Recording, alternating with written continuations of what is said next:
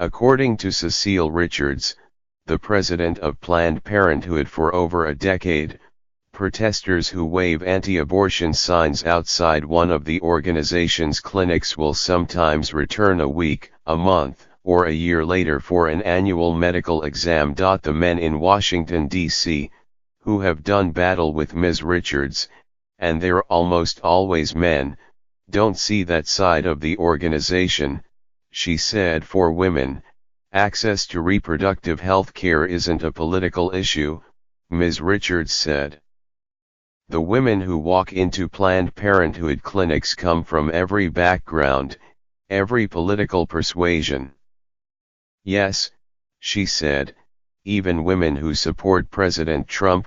Now, as Mr. Trump's administration tries to eliminate taxpayer funding for Planned Parenthood, thrusting the debate over abortion rights back into the halls of Congress 45 years after the Supreme Court's Roe v.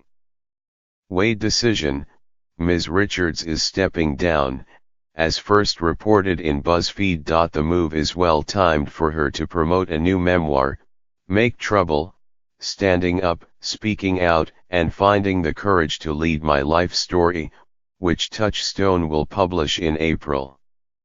Ms. Richards said she planned to pour herself into the midterm elections, fundraising and campaigning for Democrats, and advising the expected record number of women candidates. As a lifetime organizer, I've never been more excited, despite this Congress and this presidency, she said in the first interview in which she confirmed and discussed her departure. There's this kind of organic activism by women. Her refrain that Planned Parenthood is apolitical will strike some as laughable. Depending on whom you ask, the elegant 60-year-old is a national hero or a deeply evil woman and mass murderer. Ms. Richards, the elder daughter of Ann Richards, the former governor of Texas who died in 2006, became a household name in 2015, when an anti-abortion group released several secretly recorded videos of abortion providers discussing selling fetal tissue to researchers. Ms. Richards testified to congressional Republicans who wanted to strip the group of its estimated $450 million in annual federal funding. She has really helped put a face on the position, said Senator Patty Murray, Democrat of Washington, adding that Ms. Richards was unfazed by the horrendous, awful, negative attacks. On the contrary, Ms. Richards seemed to relish her role as the consummate rabble-rouser to Republicans. She was practically giddy relaying the time she visited a Planned Parenthood clinic in Kenosha, Wisconsin, in the district represented by Paul D. Ryan, the Republican Speaker of the House. But the work, and her visibility, had a dark side. Death threats to abortion providers, blockades, fires and protests at Planned Parenthood clinics, already hotbeds of political unrest, increased after the videos, and picketing ticked up fourfold, to 21,715 reported incidents in 2015, according to a study by the National Abortion Federation, a Washington-based association of abortion providers. Ms.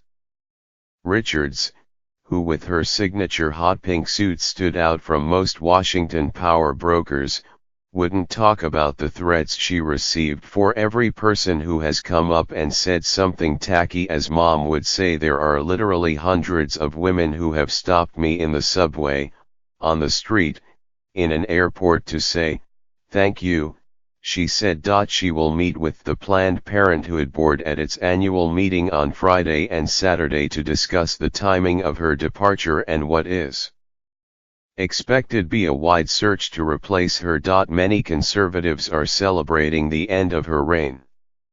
Cecile Richards leaves behind brutal legacy, read a headline in The Blaze. The story estimated the group had performed 328,384 abortions in 2016. Planned Parenthood disputed those figures, adding that the organization served 2.4 million patients that year, largely for physical exams, breast exams, and the treatment of sexually transmitted infections. Previously Deputy Chief of Staff to Representative Nancy Pelosi, Democrat of California, Ms. Richards sought to transform Planned Parenthood when she was named president in 2006.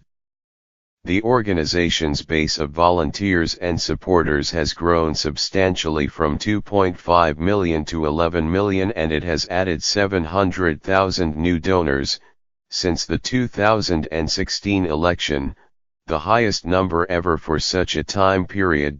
But Ms. Richards, who lives in New York City, also became a frequent presence in glitzy fundraising circles, winning over billionaire donors who may have shied away from publicly supporting abortion rights in the past. Planned Parenthood is vital, and under Cecile's leadership, it has been dynamic, strategic, and most importantly effective. Michael R. Bloomberg, the former mayor of New York and a major supporter, said in an email. Ms. Richards said she is most proud of securing free birth control coverage for every woman with health insurance, 72 million, the historically low teen pregnancy rate, and a 30-year low for unintended pregnancies overall. She seemed more reserved about using the word abortion, masterfully pivoting to phrases like women's health and reproductive medicine when a reporter brought them up. Ms.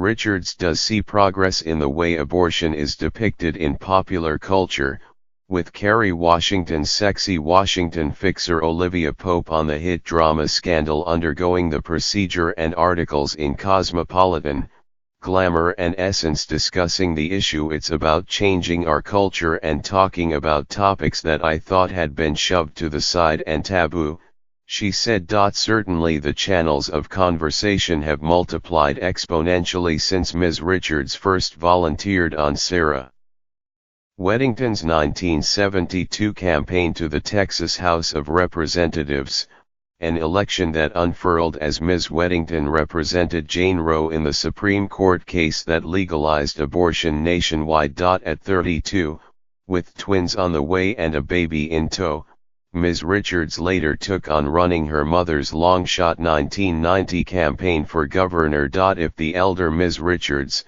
a divorced recovering alcoholic Democrat, could get elected governor of Texas, and wind up being one of the state's most beloved leaders, her daughter figures she can convince other women that they, too, have a chance. She was never a sure thing in anything she did, Ms. Richards said. Raising the inevitable question, does Ms. Richards plan to run? After news of Ms. Richards's departure became public, tweets, mostly from women, erupted like popcorn, hopefully to run for office, one read. And another, please run for Texas governor, please run for Texas governor, please run for Texas governor. Ms. Richards's reply is emphatic, if not entirely convincing. I'm not thinking of running for anything, she said.